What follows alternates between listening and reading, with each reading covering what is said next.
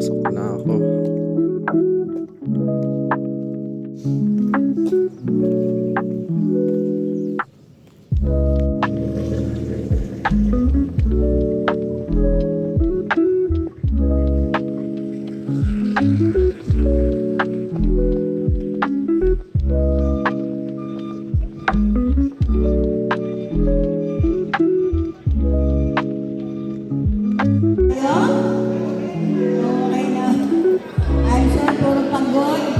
Pakita mo yung papel.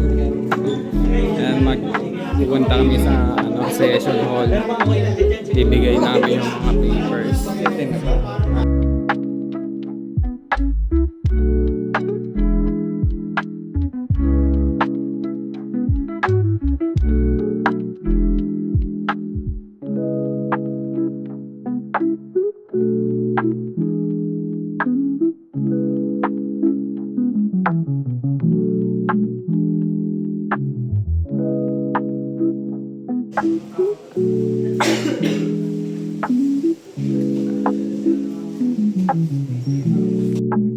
Ang ginawa ko kanina umaga is nag-assist ako ng mga kagawad dun sa session hall. Pina-attendance ko sila.